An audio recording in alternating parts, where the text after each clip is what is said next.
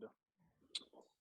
Well, friends, I'm glad that you are here. And I've heard from some people who were not able to join us, who were with us last week and have something going on. Um, I'm glad that you're back with us. Um, and my plan is to cover some of the material while at the same time giving us an opportunity to talk, an opportunity for you to interact with each other. Um, um, um, my orientation is not necessarily always, and we'll get there, but it's not always performance orientation. So if I have a lot of material to cover, but I need to make a change in order to help the relationships move along and for people to feel connected, that's what I gravitate toward. Um, let me begin. Let us begin with a line acknowledgement and then with a prayer. St. Mark Cathedrals acknowledges that we gather on the traditional land of the first people of Seattle, the Duwamish people, and then all those other peoples and nations of the places where we are. They're still here, and we honor with gratitude the land itself and the light of the Duwamish tribe and the tribes and peoples of the places where we are. Let us pray. Gracious God, we pray for your holy Catholic Church. Fill it with all truth, and in all truth with all peace. Where it is corrupt, purify it. Or is in error, directed. What is in anything, when in anything it is amiss, reform it. Where it is right, strengthen it. Where it is in want, provide for it. Where it is divided, united. For the sake of Jesus Christ, your Son, our Savior. Amen.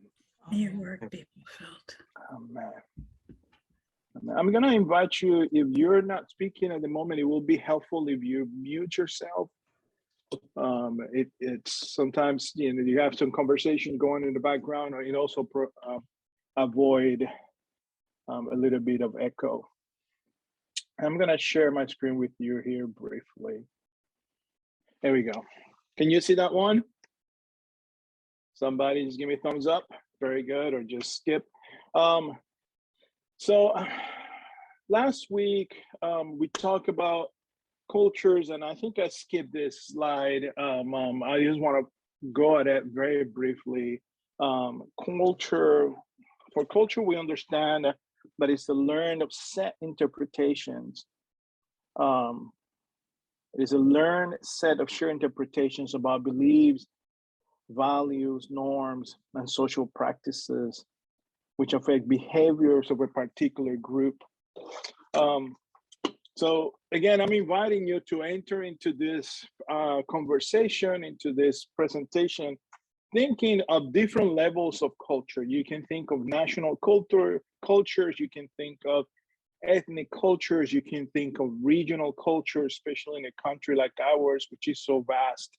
And you really have different cultures from the East Coast, the Midwest, the South, some of the mountain areas, and the West Coast are very different cultures. I want you to think in terms of family cultures. Your families also have a way of being and a culture. Your church, St. Mark's, have a very particular culture that is very different than Epiphany, which happened to be an Episcopal church, but it's also very different from what would be Trinity in Everett, which is a neighbor of mine, or St. Luke's, Vancouver, St. Luke, St. Lucas in Vancouver. Episcopal church is all yet very different in the culture. The culture of your home is very different than the culture of your neighbor's home. So I want you to have that expansive understanding of culture. And it is a set, shared interpretations about behaviors, values, and norms, and then social practices that affect behavior. So it's not a matter of culture as something that is just in the head, but culture impact the way and affect the way we behave as individuals and as a group. Why are we doing this? Why are we talking about cultures? What are we trying to begin to explore what it is to be competent in intercultural communication or intercultural knowledge and this curiosity.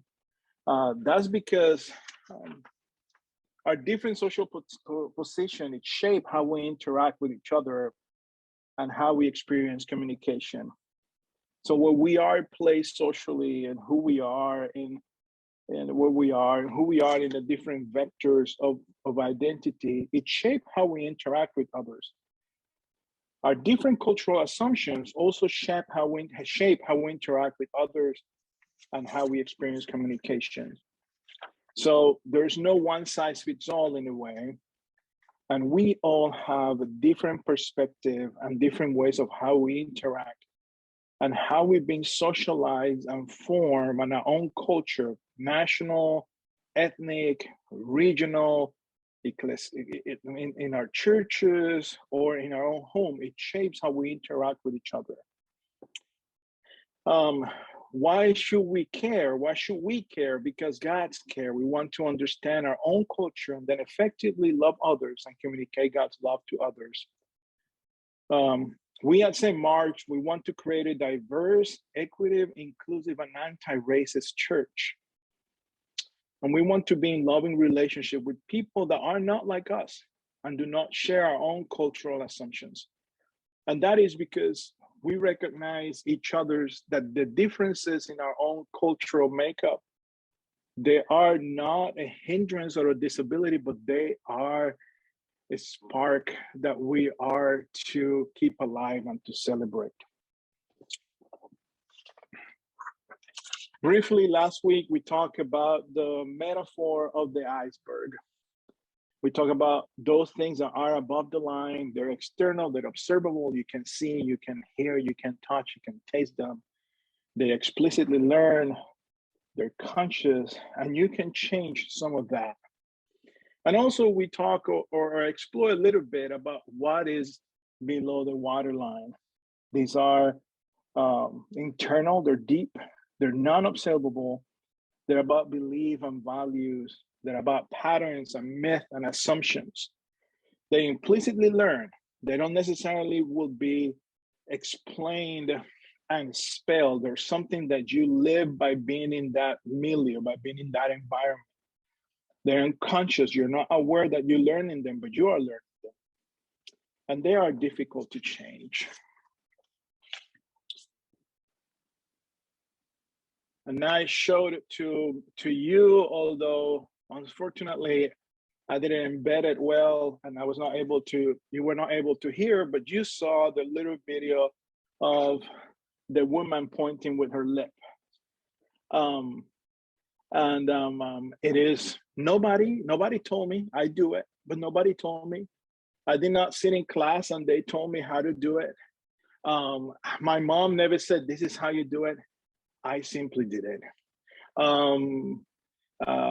Jennifer and I had a lunch this week, and we were talking about our different ways in which we priests have been formed in different places, how we have different ways in which we do things. For example, in a moment in which we are calling the Holy Spirit to come over the gifts of bread and wine, I do not know where, but I picked up to both put my hands and also do with my hand the sign of the cross. Don't ask me, I just picked it up from somebody. I do not recall anybody actually teaching me that, but as I was being formed as a priest and I was sharing that with others, I just picked that up. And but it's something I'm aware and it's something I can change if necessary, if I'm conscious about it. So there are these things about culture that we learn and they're taught to us, and then others that we just picked up. Briefly, a question, comments, aha moments, highlights from our conversation either last week or just the little brief that I have shared so far.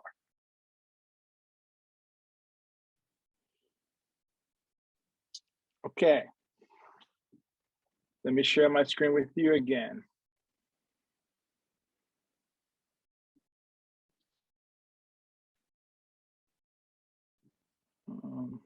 You see my slides? Very good. Thank you. So, because there's a culture are learned, and culture is something that we learn explicitly and implicitly. There are things that we do not always do the same way. That's not the way we do it. It's not the way we do things. So cookies and milk versus a box of grass. That's kind of a weird way to put it.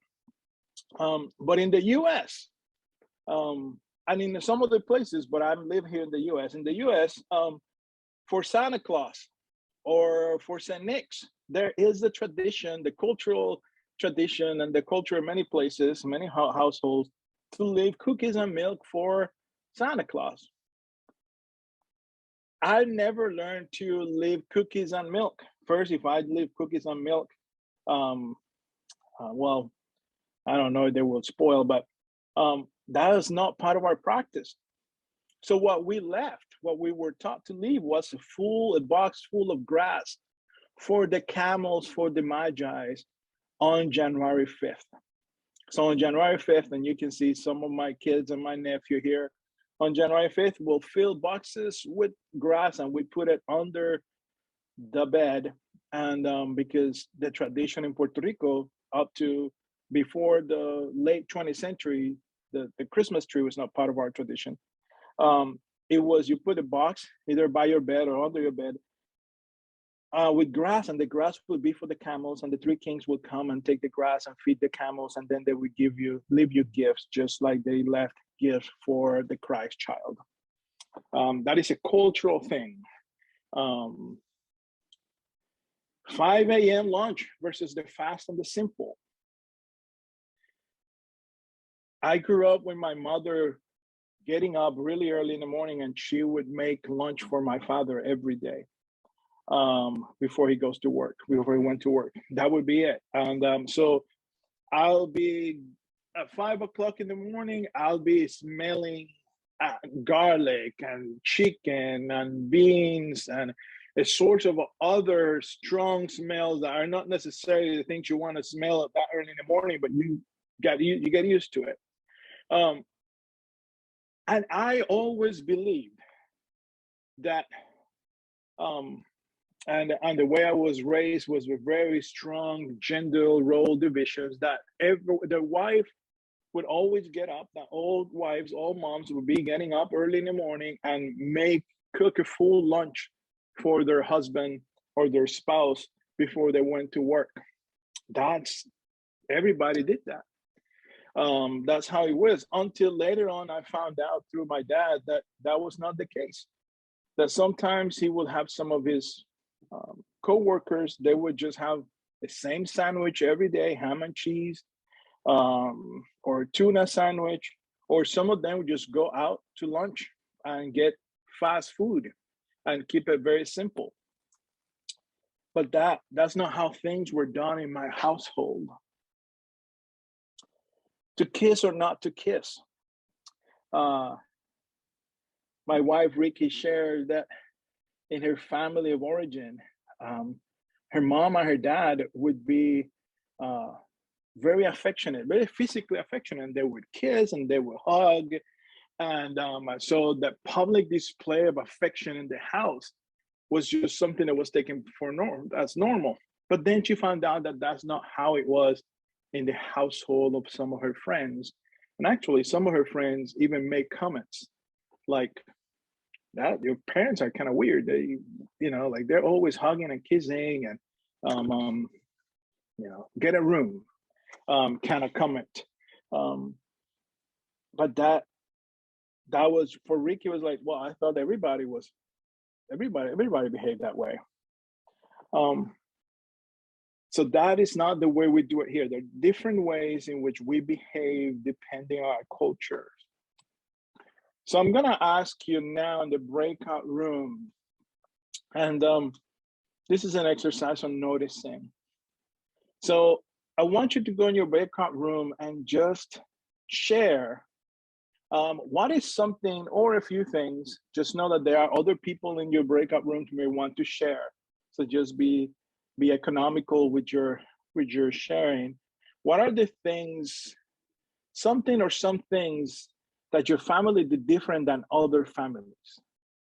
That you became aware that your family did different from other families?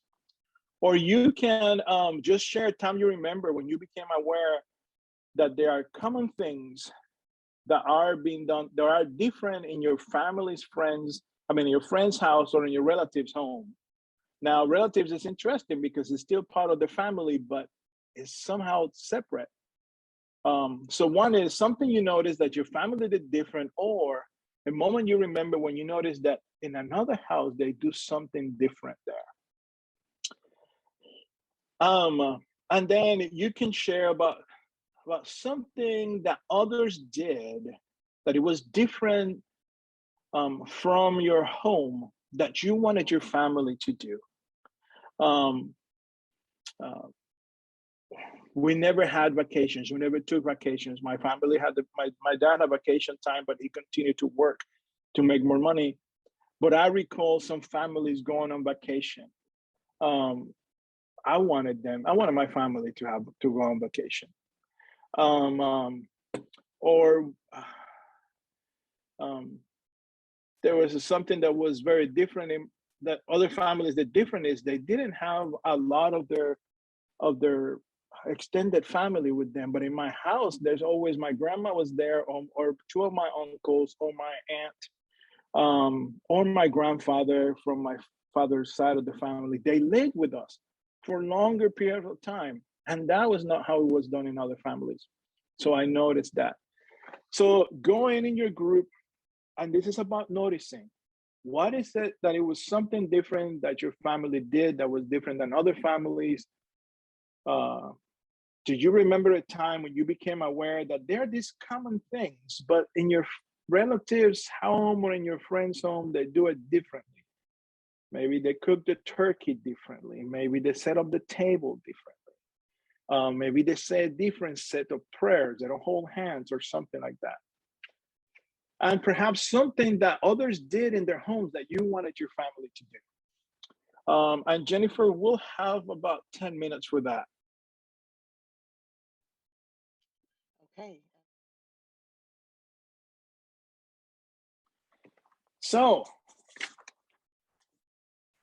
some of you who would like to share with us something that they noticed that other families did different, or a time that you remember that you became aware um, that something that seems common in everybody's life, it was not your family you think did it different, but somebody else's family. Or perhaps there's something that other did different in their homes that you wanted your family to do. Like I wanted my family to buy cookies and ice cream because we never had dessert.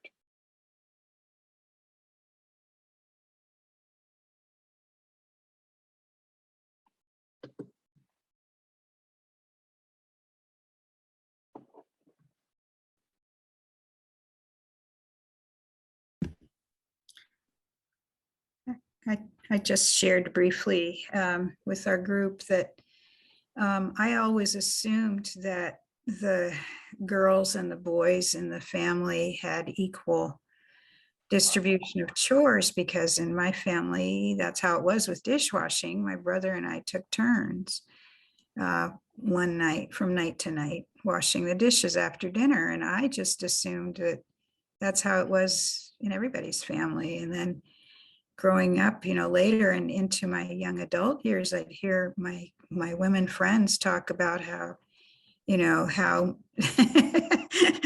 how how unfairly how they felt that they had all of the chores put on them and their brothers did nothing.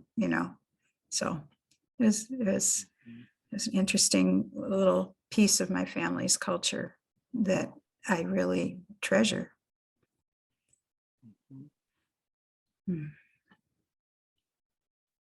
Thank you, Kathy. Anybody else? Something that your family did different that you noticed? or that somebody's family else did different that you notice?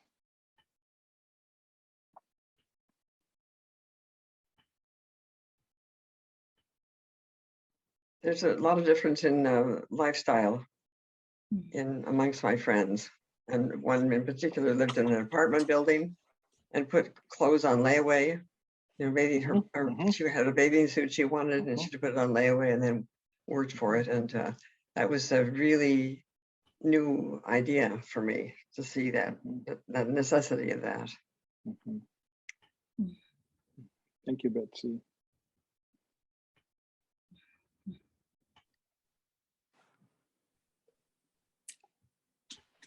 Sherry. Yes, please, Cherry. Yeah, in our group, we talked about the importance, value of books and the importance of books and how one person's family even brought their books to meals.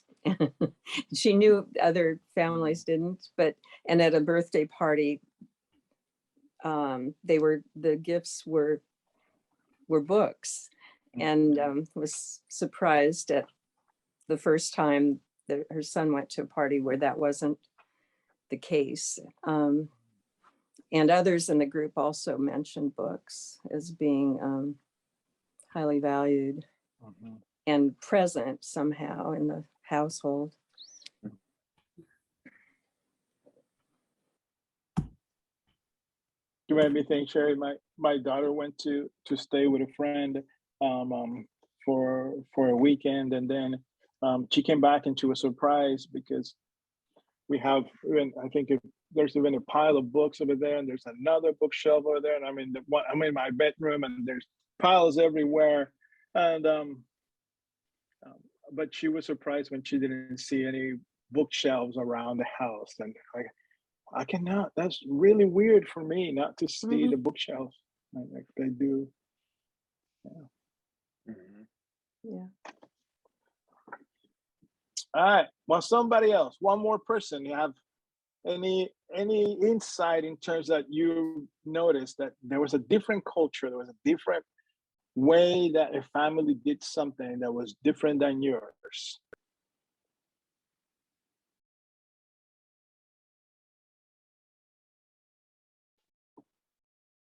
If not, then I share my screen. But the reason I wanted to do this example with something as close as family, which could be seen simple, but I also want to let you know that if it was hard for you to enter into stories or memories of your family because it triggers some bad memories or trauma, and you're not able to enter into it, that is, please just take care of yourself. Just you don't need to relive those. That's not what I was asking. The breakout session and the questions were more for us to begin to kind of get our antennas about noticing different aspects in which culture is embodied and lived out in something as simple as our household and our neighbors or our relatives' home. These conversations about culture, they invite us to, or they can trick us. They can trick us to think only in terms of national culture or ethnic cultures, and that is a truth about that. But in what we're trying to do with these conversations in culture, especially as we join them at St. Mark's, is for us to begin to be curious and to pay attention about other aspects of culture that is not just national or ethnic only. And by exploring things like our home, our neighborhood, then we can begin to get the skills to notice. And the reason that I was asking you what you want to bring into your family is because it's not all, we don't always notice difference in something that is bad. There's something Barbara Brown Taylor talks about holy envy when she speaks about interfaith language and connection, learning from other cultures. I want to appropriate that language. From other faith, I want to appropriate that language for this too. There's something of a holy envy that we can gather when we see aspects of a culture that are worth celebrating and worth for us to explore more. I'm gonna share my screen with you.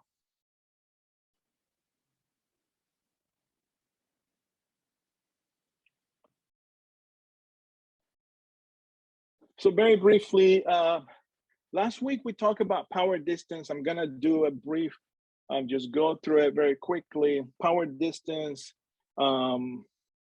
people that function within a high power distance culture, they are very differential to authority. They generally accept that there's an unequal distribution of power. People who function in a more lower power distance, they generally question authority and they expect to be part of that decision making. For example, when I was in Vancouver, Washington, when I worked with San Lucas, which is the Spanish speaking community in San Lucas, everybody referred to me as Padre Eliasin, Padre Eliasin. And every time there was a community feast and there was a convivio, which is where everybody brings food to share, nobody would start eating until Father Eliasin started eating. So there was this differential of it. I do not expect anybody at St. Mark's to wait for me or even wait for Steve or for Jennifer before we go into the table and serve and start eating.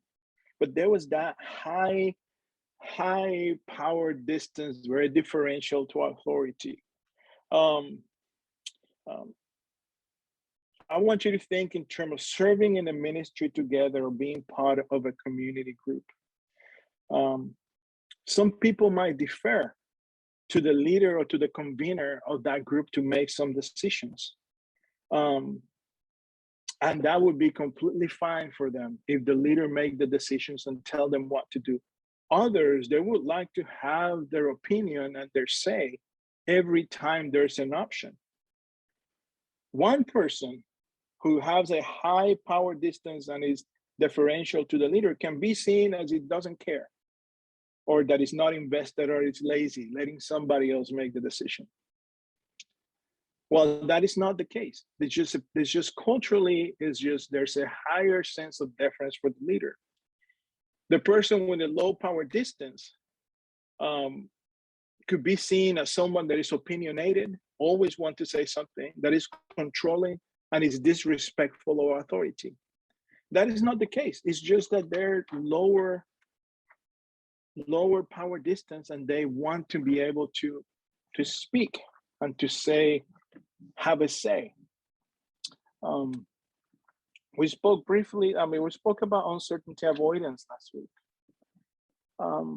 And there's the way in which a particular culture or group of people avoid uncertainty by relying on social rules, rituals, or systemic and bureaucratic practices. So I want you to think in terms of a ministry committee or a community group, and you are planning an event. A person with a low uncertainty avoidance probably would be happy with just knowing the idea of the event and then say, well, we'll figure it out on a way. When is this? This is a month from today. We'll figure it out. Just email me some ideas and I get it going. We don't need to sweat the small stuff. We can be creative. I'm pretty sure that we all can put our heads together and make it happen. So that is a person of low uncertainty avoidance. A person with a higher uncertainty avoidance would probably want to know exactly what the agenda is going to be for the night. It's a month from today, but they want to know the agenda. They want to know the theme and the sub-themes. They want to gather all the ideas on a piece of paper and then sort them out, send them to everybody, and have people decide how they're going to work on that and probably time it. The person with low uncertainty avoidance can be seen as someone that is careless, that doesn't take anything serious, and they're irresponsible. That's not the case. It's just that that's just how culturally they are oriented to work. in this environment. A person who's in a high uncertainty avoidance can be seen as someone that does not trust others, could be seen as overbearing, overcomplicating, and someone that is suspicious of others. And yet that's not the case. It's that culturally they're bound and their preference, and they have learned of work in this environment and this way of doing things. Performance orientation. That is the extent in which people encourage others to improve their task-oriented and performance to excel. So I want you to think people who are on performance orientation, the high performance orientation is about doing things. It's what you do. The value is in what you do, and it rewards high performance. We kind of spoke about this last week. Have a monochronic approach to time. That is that's what sometimes we call punctuality.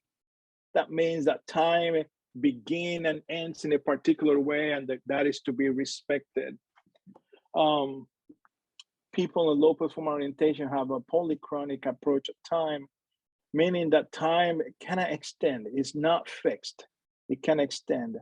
And things begin when the people who needs to be there are there. And I think I mentioned some examples of St. Luke's last week, how we had a 1 o'clock service, but everybody knew that we'll start by 1:15 or 1:20. And that's just part of the culture. But at St. Mark's at 9 o'clock, we are just beginning our procession, or 11 o'clock, we're just beginning the procession. So it's just a different way to approach this thing of high performance. High performance orientation value education and schooling as a way to acquire success. And the expectation are higher to apply yourself to a particular pattern that would, at the end, we give you the results of high performance. So you do, and the value is in the things that you do. So for low performance, the status is based on who you are. And while education is important, so is family and connections. So is also seniority and tradition.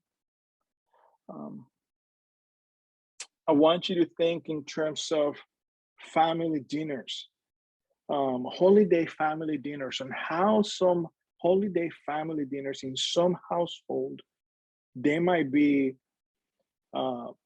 very meticulous prepared to the point that sometimes they can become stressful and disappointing. And there might be conversations all through the year about how hard it was to put that party and that holiday dinner, but we're looking forward to doing it next year again. While there might be other gatherings and other holiday parties in which it is much more about how we come together. The dinner is not ready when we said the dinner was going to be ready. Not all the ingredients are bought yet. We said dinner was at 1, but we know, or at 2, it was going to be a lunch. We know it's at 2, but that means that at 2 is when we're going to start cooking, not necessarily when we're going to start eating. So there is that stretch in time. Think about people you know that have really high expectations on the education of their children and other younger members in their family. There are some cultures where there's a lot of expectations and emphasis put on college, graduate school, people with high grades in the math and the sciences. While for me, my dad told me that he wanted me to go to college, But most importantly for him was that I was an honorable man. That means that I was respectful and that I can carry myself with integrity. He wanted me to go to college because he never went to college. And he thought that I would have a better opportunity finding a job, but there was no expectation for me to have a high performance academically. It was more about who I was.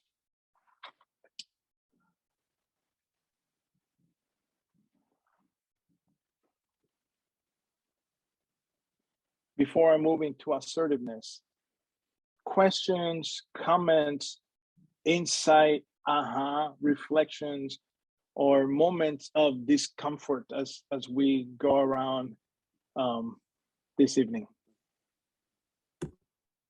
I'm finding that so useful to see those two distinctions in terms of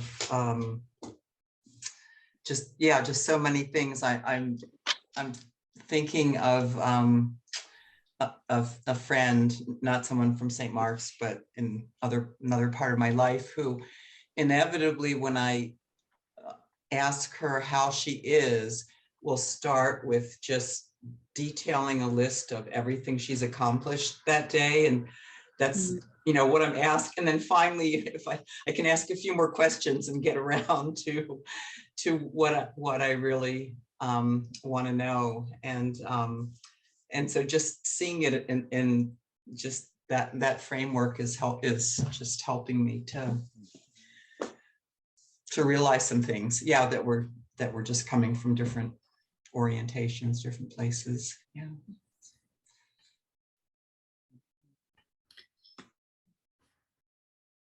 I know I already talked about this, but forgive me if but I'm, as a grandmother of a very large family, I often ran, and I'm the matriarch, and I run the Christmas dinner like like some sort of captain of a ship. And it's so that all the details are always in place and anything. I have changed. I have changed because I have reflected on what happened and realized that I didn't enjoy the people. It was all about the function. And that as my grandchildren grow and develop, they're going in different directions. So the old question of what are you proud of for this year, and go around the table and everybody make a little speech, is completely inappropriate and damaging, even damaging to some members of the family. So I've really completely thought through and changed the whole structure of the Christmas dinner event, and my birthday, which is also another command performance, right? It's in the summer. Just completely change what that looks like, and it's been a study. And our guest bishop talked about Priya Parker's book on Gathering. I've read that from cover to cover and have found it extremely helpful in making cultural changes in myself, so that the family can have a more being time together, and not so much of a performance thing, which is is devastating.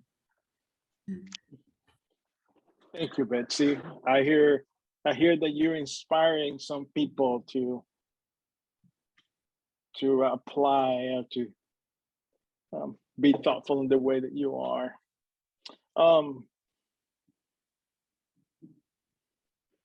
Looks like Sherry's hand is up.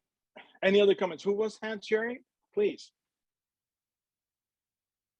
No, I was just if you're referring to me, I was just applauding Betsy and thinking about, I'd like to ask her more, but I won't right now. I just relate to so much of what she was saying, and how the people, the intent is really sometimes lost in translation or something, but that's great that Betsy could to look at that and change it. So that's all. I think in terms of where did you learn these things, right? Like where did you learn these patterns of having this high set of expectation? Um, um, Again, somebody might have just said those things to you, but somebody might have, or somebody might have actually articulated those things to you. We always start on time. But more than telling you, you probably picked up by example, right? Or not only perhaps that wasn't what they tell you, what they told you is, I cannot believe, or you heard somebody say, I cannot believe so-and-so is wasting my time because it's 15 minutes or half an hour late. What do they think? And you picked up that up. And that could be the case. It could be someone that just procrastinated. It could be someone that really didn't care much about meeting with you, or it could be another issues, a flat tire, a situation at home, or perhaps that they have a kinship with you and said, yeah, they know that I'm gonna be there. I said 1 to 2, but I'm not gonna leave until 3 o'clock.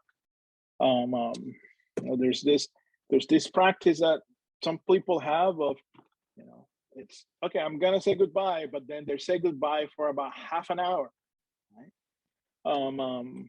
So we began late. There's, in the same is also the idea of competition and collaboration as well.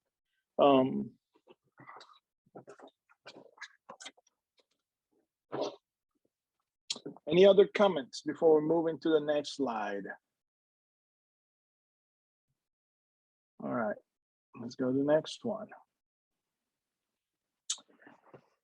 So assertiveness, and this is the degree in which people are assertive, are confrontational, or are somehow aggressive in social relationship. Low assertiveness, they view assertiveness as socially unacceptable. They value modesty and tenderness. High assertiveness, they view assertiveness and dominant behavior as something that everyone should have, or everyone should be engaged. Everyone should fight for what they want, and if you don't speak your mind, that's your problem. Low assertiveness, they value cooperation, versus high assertiveness, value competition. There is an ambiguity and a subtlety in language in low assertiveness, and high assertiveness is very clear and to the point. The communication is in the verbal language. It's in what it's said. And low assertiveness is more nuanced.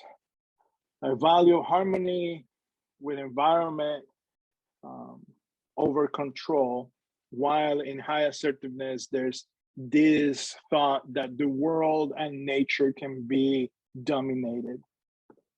And you build trust and predictability in low assertiveness, and in high assertiveness, you build trust on how capable you are and how can you risk and build on certain things.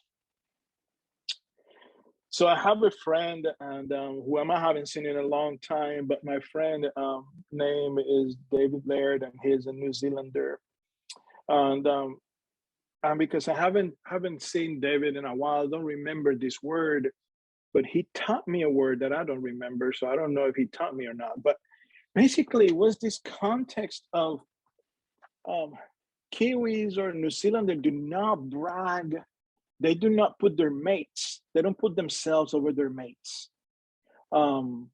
There's a sense of humility in there. I mean, it might be assertive in many other ways, but there's no competition when it comes to try to excel over your community. So you don't put yourself over your mates. I want you to think of the traditional American classroom. Who gets the attention? Who who's considered to be perhaps a better student? A vocal, right? The fast talker, those who come across as self-confident. Well, perhaps those, and that's high assertiveness, and those that function from a more cultural approach to low assertiveness, they're more quiet. They don't have a particular need to call attention to themselves. They're waiting to be included. They're waiting to be invited, because that's how they function. They would invite others to collaborate into this. And they might be asked to participate. But what happened in the traditional American classroom is that those people, they're not necessarily asked, they're not necessarily approached. And this, I know that I'm getting in a very big dynamic, and it's a big generalization, because now we can talk about the amount of students in the teacher classroom and the amount of, and that's not what I'm trying to get into. But it's the same in the workplace, or it could be the same in the way that we run our particular ministries and engage with others in church. A person with low assertiveness most likely would save face in a confrontation, meaning that rather than offend somebody else by saying what's wrong, they most likely perhaps believe that there's a more honorable thing is to wait until they're asked for their feedback, or to find a way that is more nuanced to say the piece that they have to say. I want you to think of King David, and I want you to think of King David and the whole situation with Bathsheba. And then there's the story of Nathan, and the indictment that Nathan brings to King David. However, it does not bring it directly. It just doing a whole story about a man who had all the lambs in the world. That's not how he said it. I'm just paraphrasing it. Have all the lambs in the world, but when he was going to give a party for a friend, he saw the next door, this poor man only had one lamb, and he went and stole the lamb from that man and killed it. And David was enraged and said, that man deserved death. I cannot believe this happened. And Nathan said, you're that man. There is something about the way in which truth is communicated, but not necessarily have to be blunt. Although that does not speak for all the prophets in Scripture, as we know that many of the prophets in Scripture were very, very blunt, empowered by the Holy Spirit.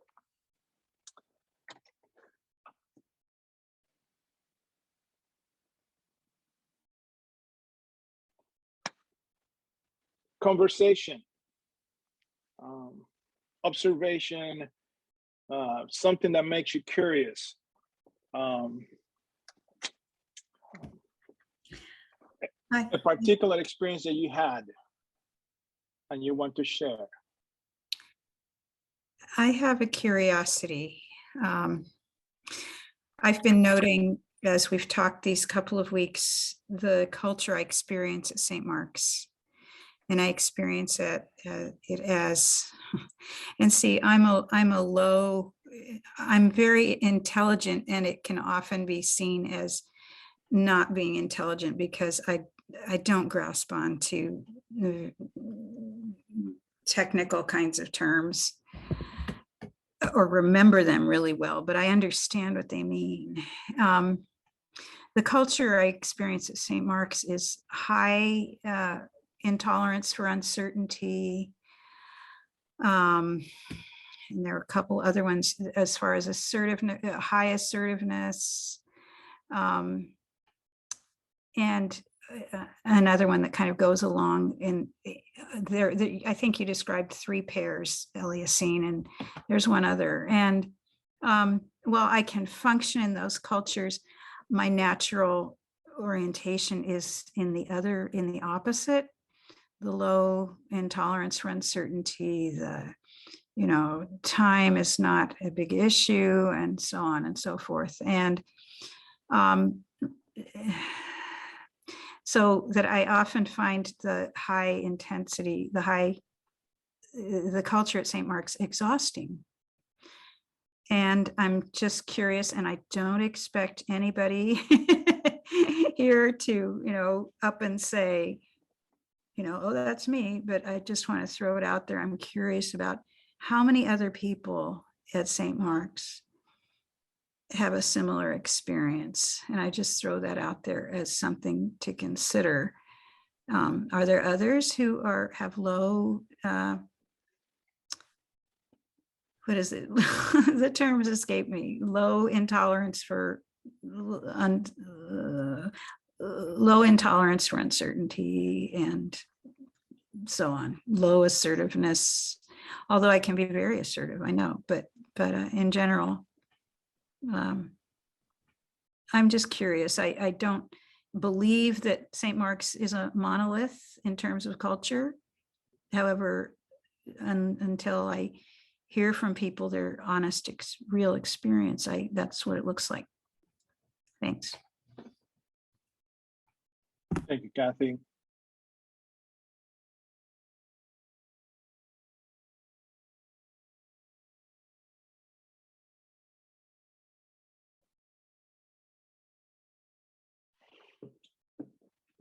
I'll show you in a bit another slide that Dean Steve brought last week when he mentioned the IDI.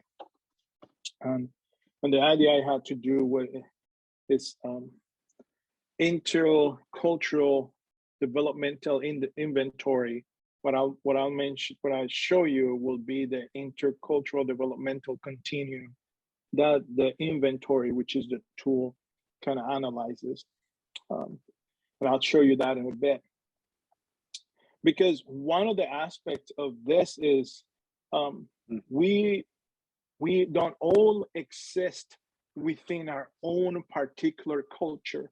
So intercultural competence means that we are learning how to navigate the different cultural practices and expectations that we encounter, and hopefully learning the way in which we can communicate and live in those spaces, recognizing that there are gifts and celebrating that each of the cultures bring, while at the same time also, and sometimes this is very problematic, there are some areas of practice and culture that they need to be challenged. The problem is how we go about challenging those things is when it becomes matters of power and who get to determine which culture have the right to do what or not. And this is for a much more larger conversation or series of conversations and learnings and explorations. But in the case of how things, I think St. Mark's live into the reality of its particular culture and being a church in the Pacific Northwest in the United States and an Episcopal church. So there are those aspects of our culture, and not all of us will be able to navigate or to embody and live all those aspects of the culture. So we are learning that there are some aspects in which we adapt and some aspects in which we challenge and we grow. I cannot imagine St. Mark's, especially thinking of our series of services and who we are as a congregation, doing what St. Lucas did, starting at 1:20. But we started at a particular time at St. Mark's, and actually, we started at 1:20 at the Spanish Latino congregation, but the English services always started at 8 and at 10, very on time. So and the people from both communities that were gonna come and worship in English, or were gonna come to worship in Spanish, they kind of have an understanding. Oh, if I want to be there for the English speaking at 8, I didn't see that many people at 8 from the Spanish congregation, but at 10, I better be there at 10. I don't show up at 10:20 thinking that they're gonna be waiting for me. And the people that were coming for the 1 o'clock service from the English speaking services, they knew that if they were there at 1, that was the time for them to be talking with other people, but don't expect that the service was going to start at that time. And don't get upset if the service doesn't start at that time. So there's an understanding and how we navigate this thing. So I think this is the exploration of these aspects of culture. It's not that one culture overpower the other, but that we understand and that we can navigate and then become much more familiar of how to speak that cultural language. Even if speaking is not just words, but how we behave and how we adapt to those things. But what you bring is an interesting point of conversation, and I think of exploration, Kathy. Anybody else in terms as we move on? I think it's very easy to, I think there's an excellent lens for seeing differences in culture. And I think it's easy for, I'll just say, the dominant culture to see either error or a lower developmental, a linear developmental process that other cultures have not yet reached. And it's actually, in my opinion, the dominant culture is failing to see the value that's created in those other interactions and moments. Anyway, but I think it's an incredibly good lens, and I hope these slides are available so we can look at them afterwards. Yeah, I Very can helpful. certainly make them available, and we're recording today. Okay, I want to move. Thank you. I want to move us into a conversation here. There are some more dimensions, but I don't want to miss the opportunity for you to have another breakout room. And early on, I mentioned that intercultural competency and this idea that we can become competent in the way that we learn to engage with other cultures is about knowledge, and it's about motivation, and it's about skills. And what I want to invite you is to, in a small group, to probe your curiosity about perhaps another cultural group that you might be curious about, that you may want to learn about, that you can increase some sort of knowledge. And I want you to think of that. I want you to think what's motivating you to do that. And I want you to think perhaps what skills you can. Oh, thank you, Jennifer, for putting the questions in the chat. Let me share my slides with you.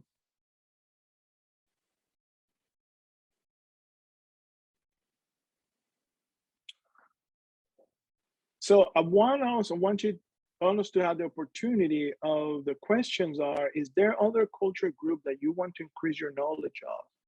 And you can do this by participating in cultural events or learning about validated cultural patterns. Go online, go to the library, go to a restaurant, talk to a friend, watch a film, a fiction film, read some novels, find some authors from that cultural group. And then what is your motivation? What is motivating you to engage that intercultural communication with that other group? And remembering that you can increase your skill by participating in new behavior and then receiving feedback. What new behaviors can you practice to increase your skills and what the other cultural, with the other cultural group. That question, perhaps you will not get to it. But let's pay attention to the first two groups. What other cultural group you want to increase your knowledge of? And then perhaps you can identify some things that you can do to increase your knowledge. And what is your motivation? What motivates you to engage in intercultural communication with that cultural group? The more we practice these things, the easier it is for us to continue growing and developing more of an intercultural awareness and our capacity to engage with other cultural groups. We're afraid of not saying the right things, of sounding bigger, like a bigot, or sounding ignorant, or offending others. But that paralyzes. That doesn't move us into actually building up our intercultural competency. By beginning to be curious and doing some easy things to begin with, which culture group and what motivates me, that help us. So Jennifer, why don't you help us, and it'll be about 7 minutes, and then we'll come back and we'll share. Sounds good. Here we come. I just love how all of a sudden it just populates. It's like we're It's holding magic. back. Yeah, it's magic. It's magic. Well, friends, who would like to share? What are you curious about? How would you want to start practicing this sense of being curious and developing your intercultural competency and knowledge? What other culture groups are you curious about?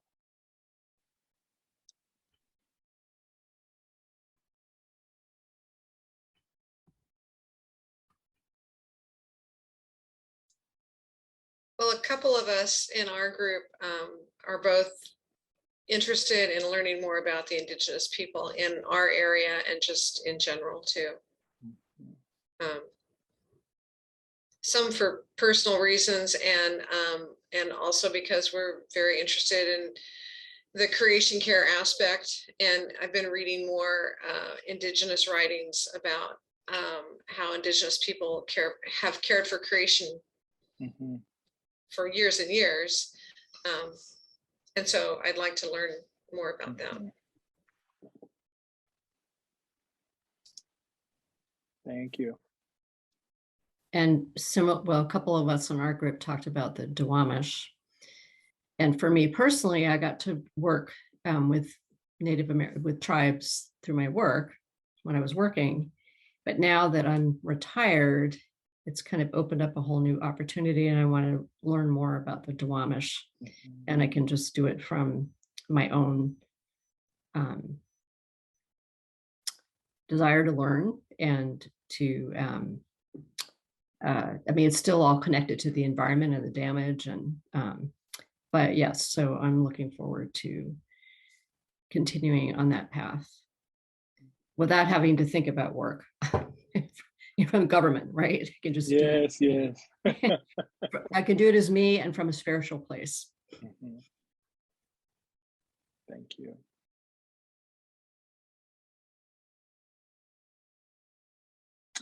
Did you find what are your motivations? What motivates you to want to learn from that particular group? You don't need to share the group if you don't want to, but what motivates you?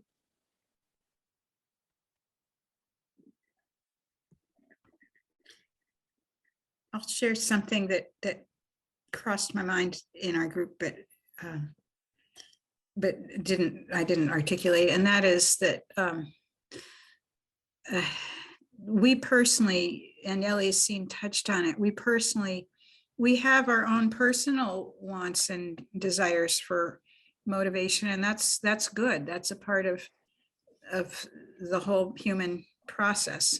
And so there are things that feed us.